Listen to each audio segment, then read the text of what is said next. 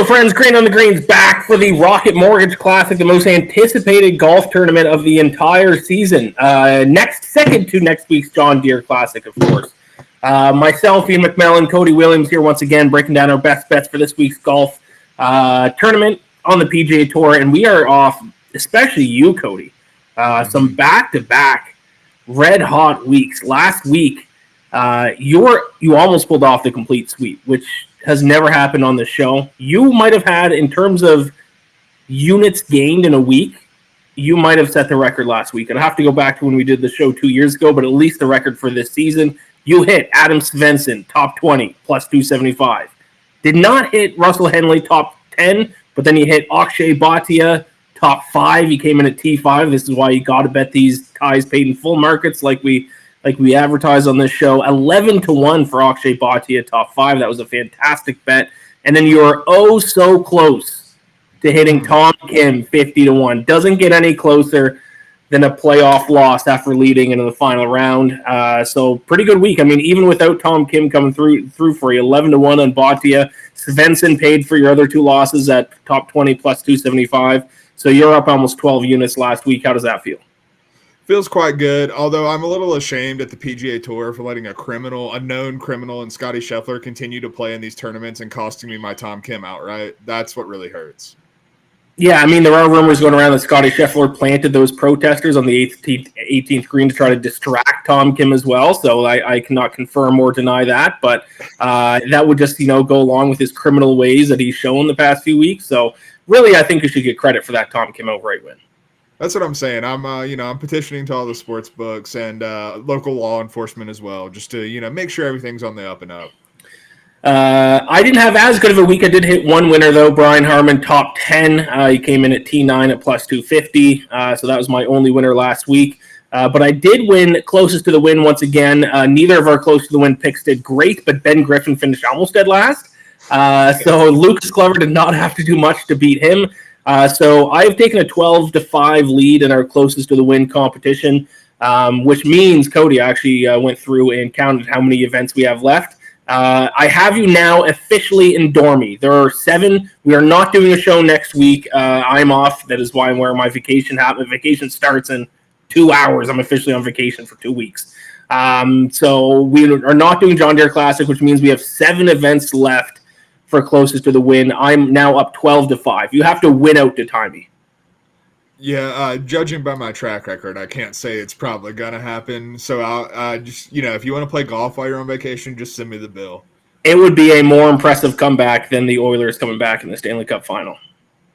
Honestly, what would probably happen is exactly like the Oilers, and I'll get it to like 12-11, and then you'll win the last one. Right.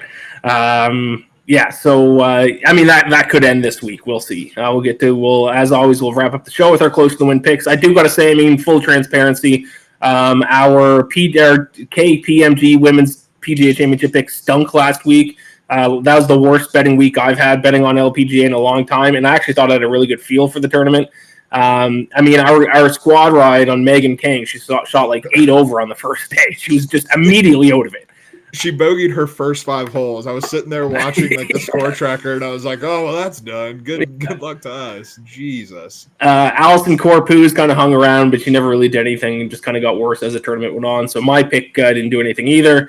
I didn't have a single golfer in contention. Ayaka Fiorue never was really in contention either. So there we go. Let's move on to this week. Rocket Mortgage Classic at Detroit Golf Club. What do you, Cody, I'm interested to hear your thoughts on Detroit Golf Club as a whole, because how I feel about how we should be handicapping golfers and golfers who I think are a good course fit. Data Golf, which I use quite a bit, I've talked with them a lot, completely disagrees. So how are we supposed to be handicapping this course?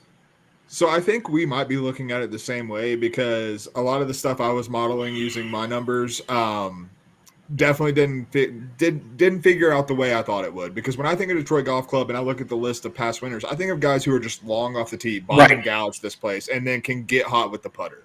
That's literally what I looked for in a lot of my picks, and that's not what the model says. The model, puts a big emphasis on approach play, which obviously we're always going to put a big emphasis on approach play. But I think that just the driving distance, because driving accuracy just does not matter here. The rough is not penal, and honestly, these guys are bombing it down there, and they're having such short wedges into these holes that I really just look at wedge play when it comes to approach play. So I looked at a lot of like the 75 to 100 range, or the 100 to 125, or 125 to 150. Those are the ranges I'm looking in for an approach play.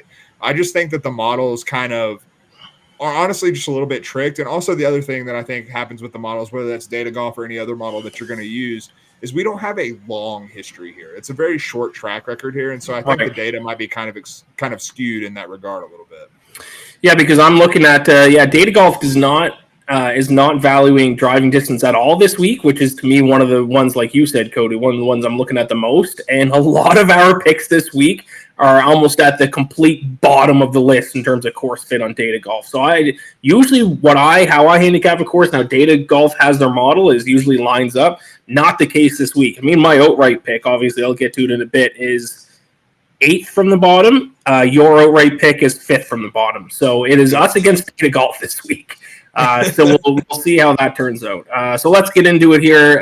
Top 20. As always, we give out picks for top 20, top 10, top 5, and our pick to win. Let's start with top 20. Who do you like? I'm going with Kevin Yu. It's a name we haven't talked about much since I think we talked about him like early spring a little bit. And the DNA has not changed for Kevin Yu. He is a ball striking savant who cannot putt. Absolutely horrendous on the greens of late. He's gained at least 3.1 strokes ball striking in his last 5 measure events, including more than 7 in the last time we saw him at the RBC Canadian Open.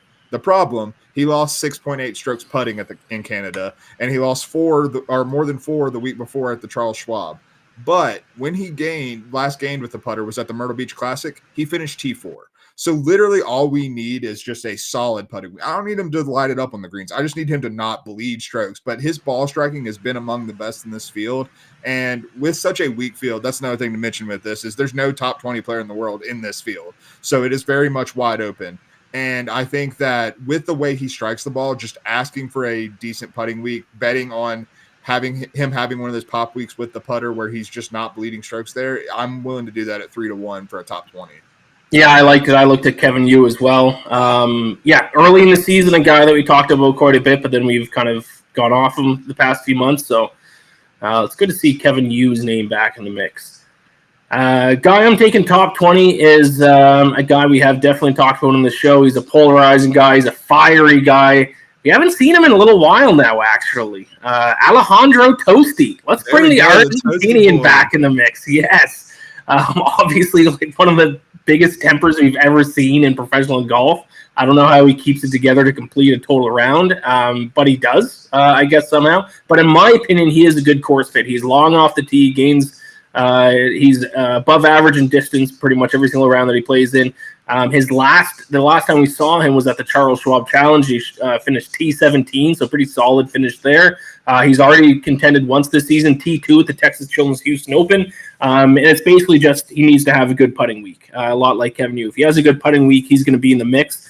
His actual best approach play this season was at his last start at the Charles Schwab Challenge, gained plus 1.72 true strokes per round with his approach play. So if he can carry that ball, I mean, I don't know where he's been the past month. I don't know if he's hurt or just wanted to take a break or he went to therapy, hopefully. But he's just not played for the past month. I tried to find out why I couldn't, but he's back.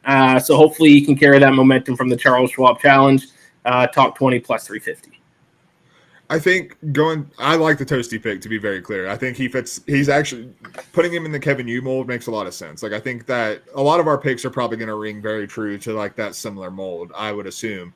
But one of the things I was noticing is a lot of these guys, particularly in this field, have not played since Canada or the Charles Schwab. And we've had a lot of those runs of signature events. Like, it's been 3 straight signature events. I guess it makes sense, yeah. And so, like, that's kind of causing a little bit of weeks off. I know, like, one guy who I looked at, he's not going to be in my picks. Maybe he's in yours, but Matty Schmid, who's a guy who was playing really well, he played in Europe last week on the DP World Tour. So that's kind of the only results we really have. There's not been a whole lot of PGA Tour for a lot of guys in this field because they're not qualified for the signature events.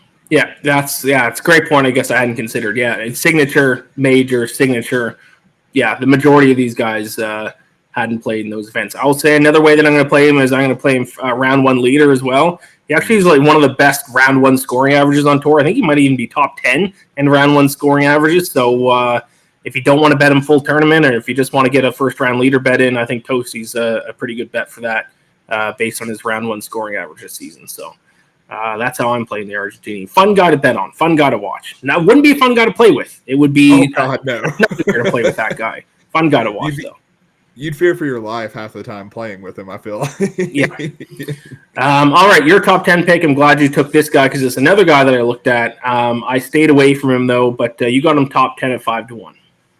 Yeah, that's Michael Thorbjornsen, and recent graduate of the PGA Tour U, same pathway that Ludwig Aubert took. Came out of Stanford and immediately has PGA Tour status. Came out last week, his first professional tournament, T39 at the Travelers. Fine, whatever. I don't really care. When it comes to the Rocket Mortgage and Detroit Golf Club, it should fit him perfectly. He is exceptionally long off the tee. One of these young guys who just absolutely hits the piss out of the ball with his driver. And I think that we don't know what this guy is on the PGA Tour level. We don't know what his approach play looks like.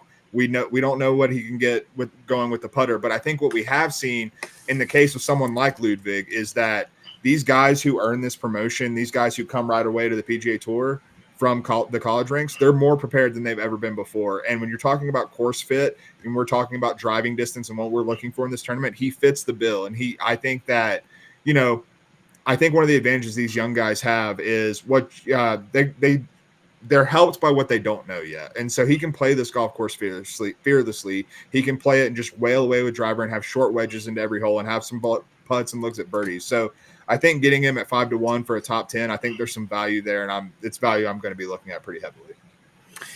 Love it. Like I said, I looked at him. I'm glad one of us is taking him, so I like that, especially at that price. While you were talking there, by the way, I just made a last-second switch to my closest to the win pick.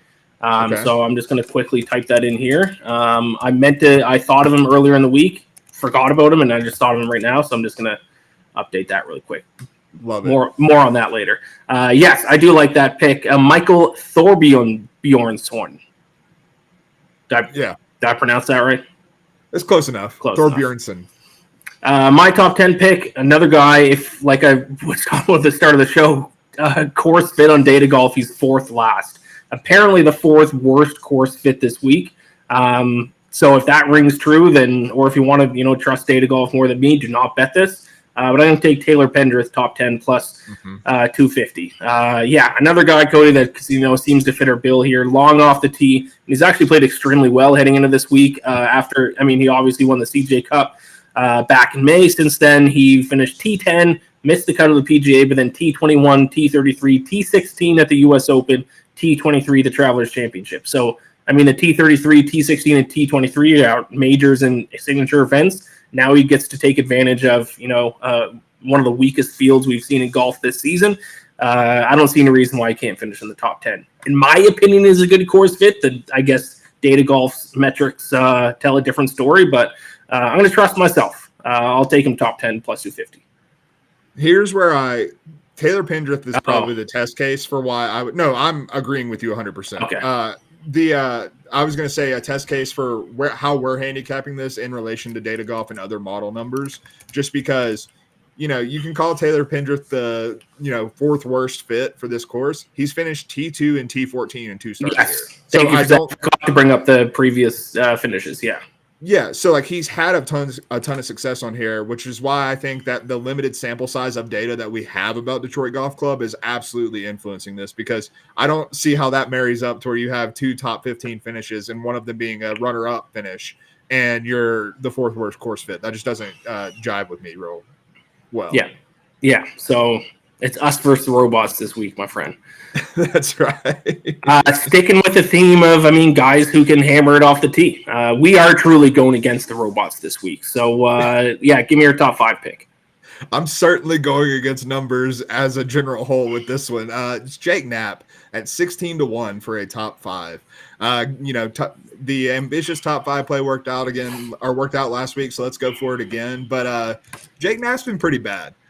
There's no really way to sugarcoat that. Last 4 starts, he's had 3 missed cuts and then a T48 last week when there wasn't a cut. So not playing the best. He's lost strokes across the board over his last 20 rounds, except for putting where he's gaining 0.01 strokes, which I'm just going to count as a loss because it might as well be in spirit. And then in his last 2 starts, he lost in all 4 categories across both of those events. So not looking great in terms of form. But again, he absolutely bombs it off the tee. And we saw him at Mexico when he won earlier this year. And Mexico is a course that I'm looking at very comparatively for Detroit Golf Club. It's a course where you can just bomb it and have a short wedge in there. Jake Knapp is very dialed with the short wedges. He actually, despite all of his bad numbers on approaches from 100 to 125 yards over the last 20 rounds, he ranks 4th in this field in strokes gained from that range. So I think he's going to be able to bomb it down into the rough or into the fairway, wherever. It doesn't really matter at this place. And I think he's going to have a lot of short clubs in there. And the putter has been the one thing that has been mildly held together even when he's not been playing that well. So I think that he's going to be able to be in good positions to put up birdies on the board and really make a run this week. Love it. Yep, it's sticking to the theme. I mean, all these guys that we're picking are all kind of similar styles, and so is the next one. Well, I'm going to pick for top 5, a previous winner this season already. I'm going to go with a guy who is long off the tee as well, just like everyone else that we've been picking, Steven Yeager, 5-1 to finish inside the top 5. Yep. And I just looked it up, Data Golf. He is the 10th worst course fit this week. Once again, does not necessarily make sense to me, especially because I believe he has ridiculously good course history too. Yeah, he finished 5th here 2 years ago and 9th last year. So a top, 2 top 10 finishes, one of them being a top 5 finish. I don't know how that, necessarily. I think Data Golf's got to get their shit together this week. I don't know what's going on with their model, but it stinks this week. To be clear, I don't use Data Golf for my modeling, and my model did the same thing. So, I think that there is some sort of discrepancy between what the numbers are saying is important and what the eye test says is important. Yeah. Yeager was T31 last week, so not great, but he did finish with 1.17 true strokes per round with his approach game. So that kind of sticks out to me last week. That was his 2nd best ball striking performance of the season. It was even better ball striking performance than when he won the Texas Children's Houston Open. And like I said, strong history here. Top 10 2 years in a row, top 5 one of them. Makes a lot of sense to me. You can pick him to win as well. I did bet on him to win at 30-1 earlier in the week. I don't know where his price is at now, but that's what I got him at. I like him top 5 as well, 5-1. I think we looked at basically all of the same names and just somehow ended up not crossing over with our picks because I also looked very hard at Steven Yeager. I mean, the course history, the way he's increased his length off the tee over the past couple of years, he just seems like a guy who's going to thrive here. In your pick to win, I just look at Data Golf's course fit, the 5th lowest course fit. So keeping up with the trend of us versus the robots this week. Yes, sir. And that's Davis Thompson at 35-1. Honestly, it just feels like he's on the verge of something, having a breakout win at 25 years old. Over the past few months, he's finished T9 at the U.S. Open, T2 at the Myrtle Beach Classic, and he's been in the top 30 in 6 of his last 8 starts. So really stringing together some nice finishes and showing a lot of consistency for a young player. Ball striking is where it starts for Davis Thompson. He's 5th in this field over the last 20 rounds in strokes gained tee to green. He's relatively long off the tee. He's not as long as, your Jake Knapps, your Toasties, your Thor Bjornsons, but he's still quite long. I believe he averages just a hair over 300 yards per drive over the last 20 rounds. So can hit it there, but he's also accurate with his length. For a long hitter, he's relatively accurate with the driver, but his approach play is where he really makes his money. It's 15th best in this field over the last 20 rounds in strokes gained approach. What I liked at the U.S. Open, which at Pinehurst makes it even more of a big deal, he gained strokes in both short game categories. So if he can keep that hot putter rolling with the way he's striking the ball right now, I think he's trending towards a breakout win on the PGA Tour. So I'm going to roll with it this week at 35-1. All right, I like it. My pick to win, 8th worst course fit according to Data Golf. Probably dead last in strokes gained clutchness on the PGA Tour. But I think if he's ever going to win an event, it's going to be this week. It's got to be Cam Young. Oh, okay. I mean, come on. Data Golf doesn't agree, but I think he's a great course fit. And now he is, it's him and Tom Kim are the only golfers even close to each other this week in terms of skill and talent. Now is the time for Cam Young to finally get a win on the PGA Tour. Weak field. I think it's a great course fit. He does have good course history as well. Runner-up here in 2022. Surprise, surprise, runner-up finish for him. Finished ninth place last week, so he's at least, I mean, his form before that wasn't good, but hopefully last week's finish at the Travelers was a good sign of things to come. Ninth place finish. Long off the tee. If he's going to win an event, I think it's this week. He'll finish second place again, though. With how we're handicapping this, I'm not going to argue with it because Cam Young, yes, he should be a great fit. It's just really hard for me to bet Cam Young in the outright market. Like, that's just something I really struggle with personally. Maybe I should have gone Cam Young top 5 and you're to win instead.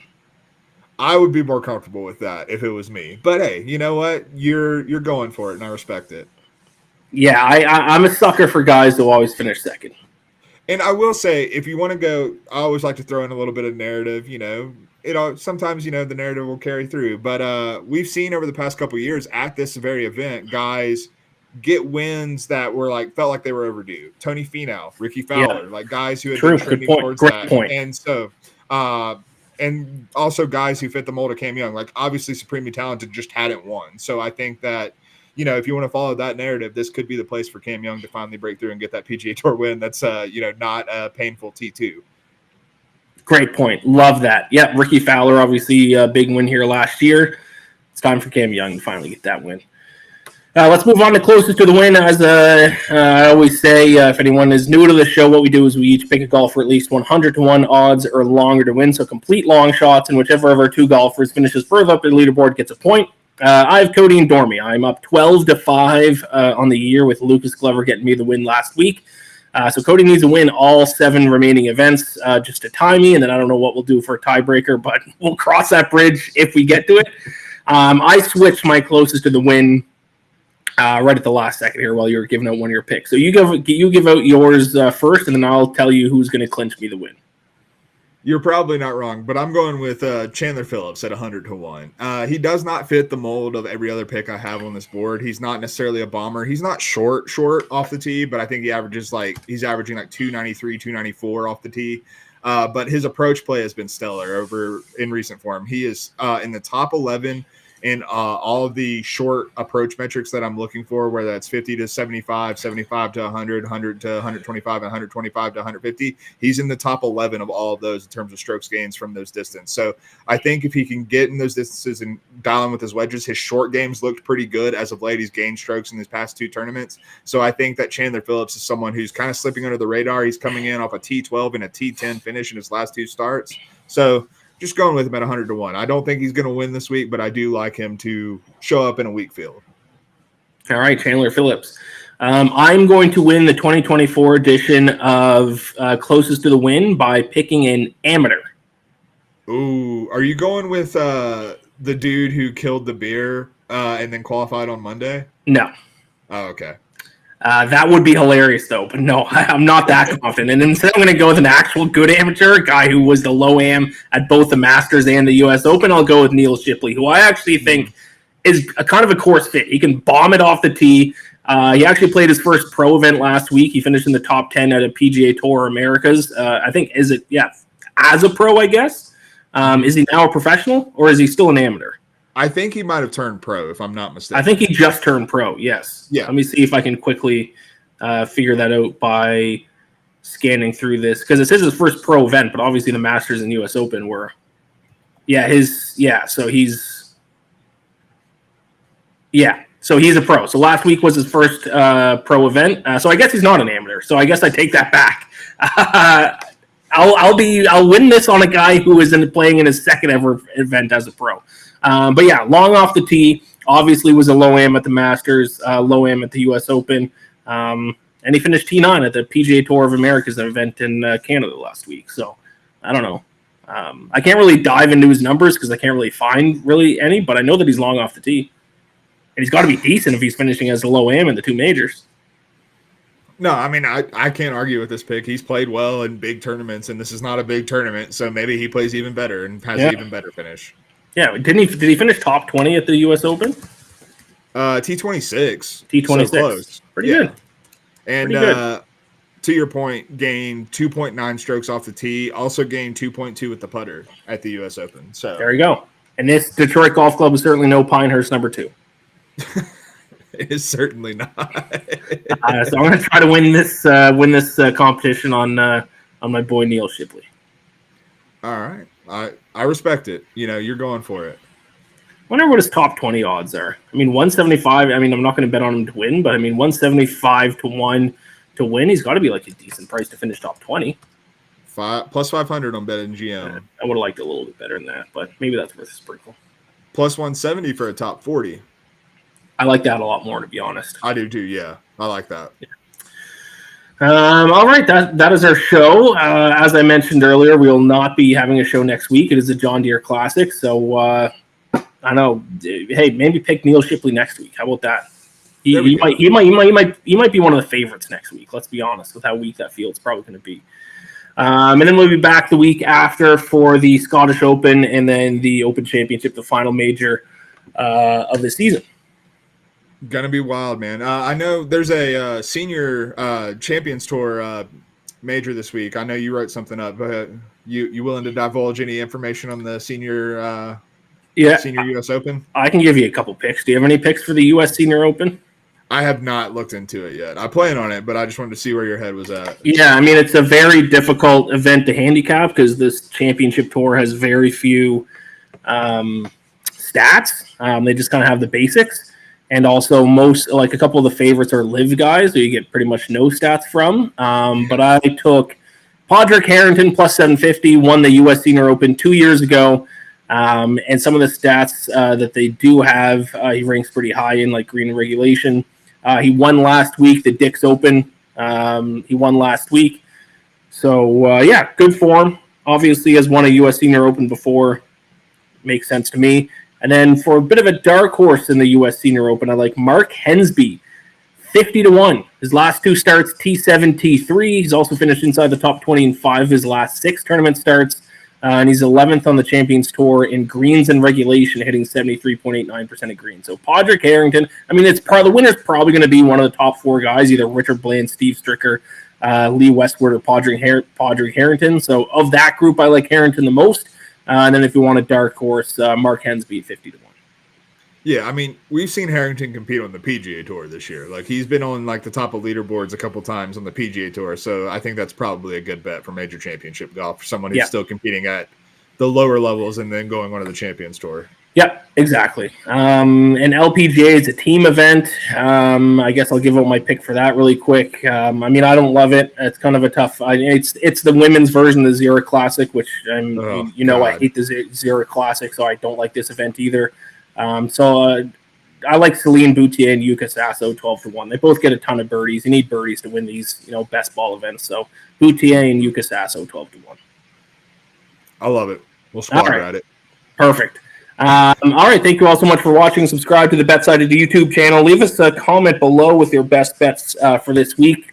Good luck to everyone for the John Deere Classic. I will not be betting on it. I'm going to take a week off from betting next week, so no John Deere Classic picks for me. But then we'll be back for the Scottish Open for the European swing of the golf season.